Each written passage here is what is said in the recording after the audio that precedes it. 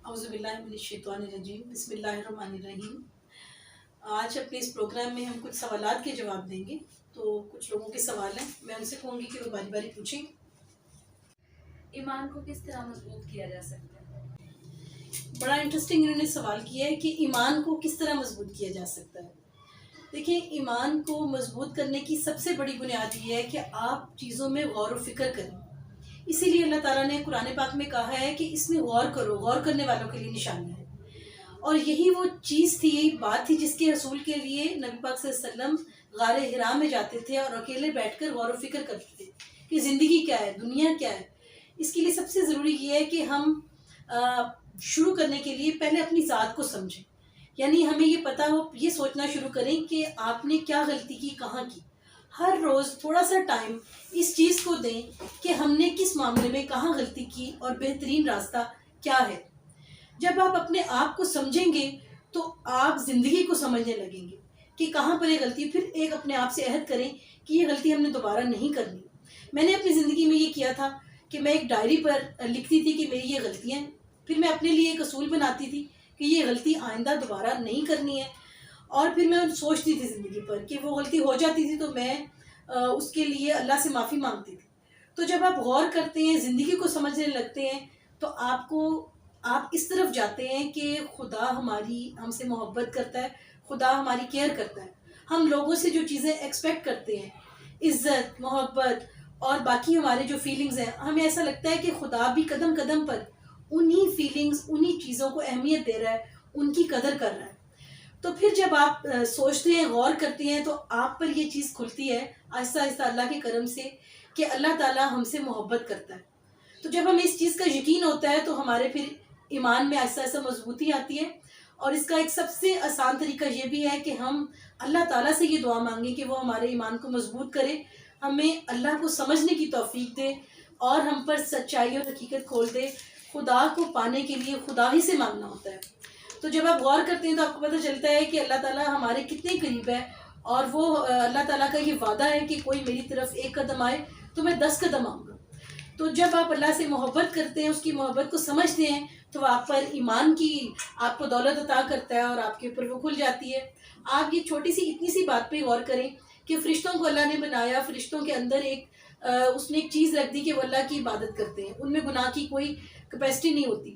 لیکن اللہ تعالیٰ کو انسان بنانے کے اس لیے اللہ تعالیٰ نے بنایا کہ اپنی مرضی سے کون میری طرف آتا ہے۔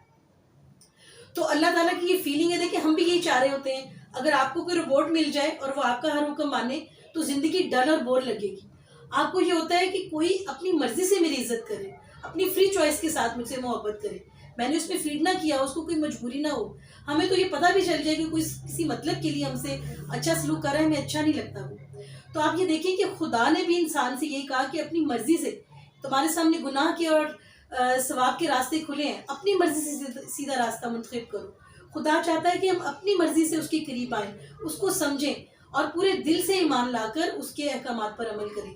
اور جب انسان خود اپنے آپ کو اور اپنی فیلنگز کو سمجھتا ہے تو اس کے اوپر یہ حقیقت کھلتی ہے کہ اللہ تعالیٰ ہم سے کتنی محبت کرتا ہے۔ وہ ہم سے وہی کچھ چاہتا ہے جو کہ ہم لوگوں سے چاہ رہے ہوتے ہیں، اور ہمارے فیلنگز کی ایک ایک بات کے لیے وہ ہمیں گائیڈ کرتا ہے۔ وہ ہمیں کہتا ہے کہ ایسی بات کا اشارہ بھی نہ کرو کسی کو دکھ ہو۔ اس کا مطلب ہے کہ وہ انسانوں کی، ہمارے ایک ایک رویے کو جانتا ہے اور چھوٹے چھوٹے احساس کو جانتا ہے۔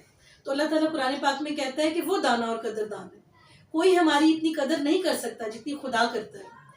تو جب آپ غور و فکر کرتے ہیں، آیات پر سوچتے ہیں، زندگی پر سوچتے ہیں، تو آپ کے اوپر حقیقت کھلتی ہے اور اس طرح آپ ایمان کی دولت آہستہ آہستہ پاتے ہیں۔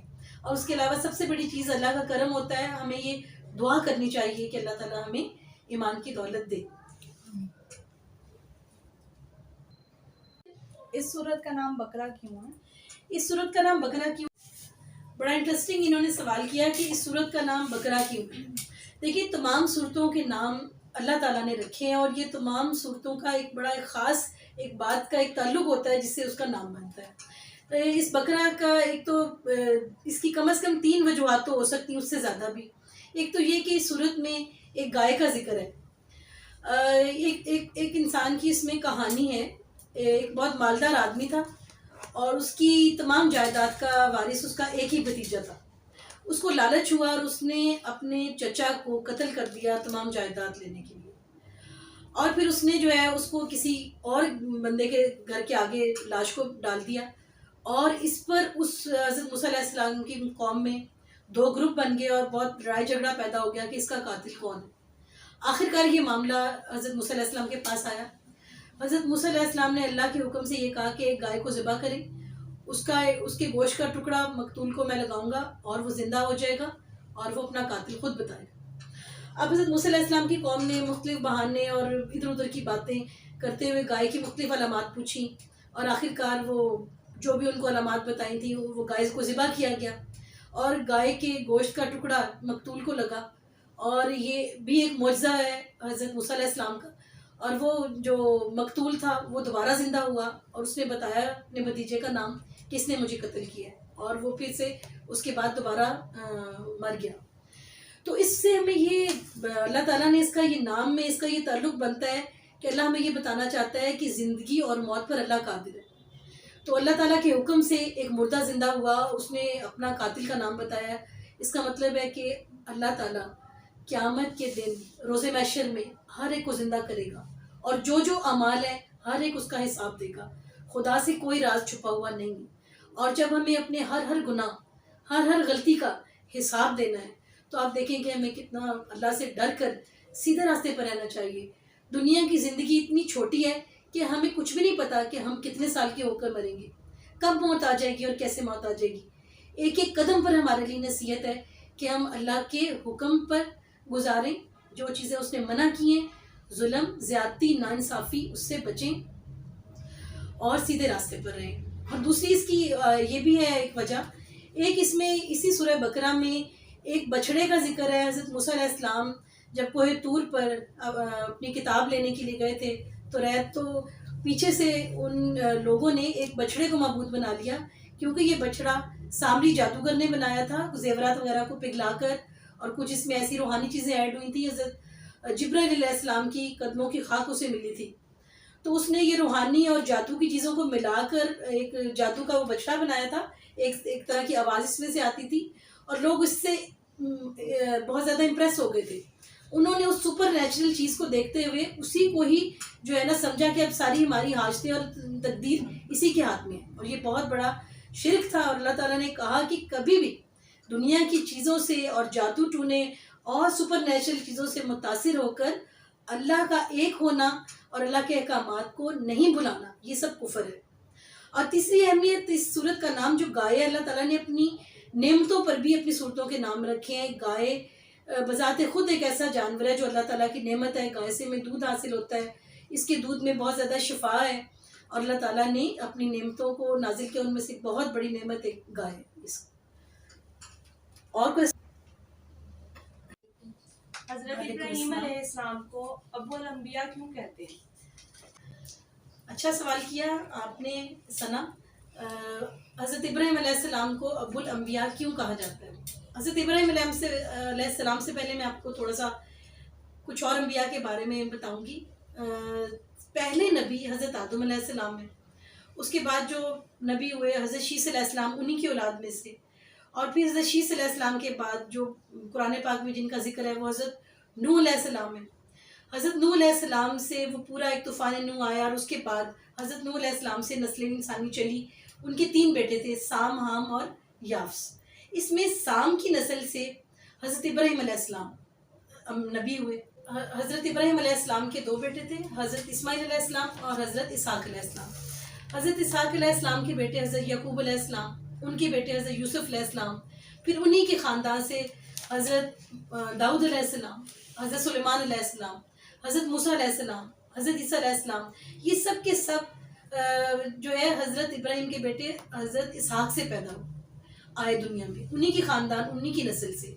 تو چونکہ انبیاء کی بہت بڑی تعداد حضرت ابراہیم علیہ السلام کے سے آئی، اس لیے ان کو ابو الانبیاء کہتے ہیں۔ حضرت ابراہیم علیہ السلام کے بیٹے حضرت اسماعیل علیہ السلام کے زیادہ نبی نہیں آئے، لیکن یہ ساری کی ساری کمی آخری نبی حضرت محمد صلی اللہ علیہ وسلم نے پوری کر دی۔ آخری نبی حضرت محمد صلی اللہ علیہ وسلم، ان کے بیٹے حضرت اسماعیل علیہ السلام کی نسل سے آئے۔ تو اس طرح انبیاء کی ایک بہت بڑی تعداد، چونکہ حضرت ابراہیم علیہ السلام سے تعلق رکھتی ہے، ان کی نسل سے تعلق رکھتی ہے، اس لیے ان کو ابو الانبیاء کہتے ہیں۔ جی نیکسٹ کویسچن۔ السلام علیکم۔ وعلیکم السلام۔ سب سے پہلے خانہ کعبہ کس نے تعمیر کیا؟ ٹھیک ہے، سب سے پہلے خانہ کعبہ کس نے تعمیر کیا؟ سب سے پہلے خانہ کعبہ سب سے پہلے نبی نے تعمیر کیا۔ کتنا ایزی سا اس کا آنسر ہے۔ حضرت آدم علیہ السلام نے جب ان کو زمین پر اتارا گیا تو حضرت آدم علیہ السلام کی حضرت حوا علیہ السلام کو روایات میں آتا ہے جدہ کے مقام پر اتارا گیا، حضرت آدم علیہ السلام کو سری لنکا کے مقام پر اتارا گیا۔ انہوں نے پھر ایک دوسرے کی تلاش شروع کی، میدان عرفات میں ان کی ایک دوسرے سے ملاقات ہوئی، عرفات پہچاننے کی جگہ، ملاقات کی جگہ، معرفت کی جگہ۔ تو حضرت آدم علیہ السلام اور حضرت حوا علیہ السلام نے پھر اللہ تعالیٰ کی عبادت کے لیے خانہ کعبہ کو سب سے پہلے تعمیر کیا اور اس کے گرد 7 چکر لگائے، اور یہ جو 7 چکر آج بھی حج اور عمرہ پر ہم خانہ کعبہ کا طواف کر رہے ہیں، یہ حضرت آدم علیہ السلام کی سنت ہے۔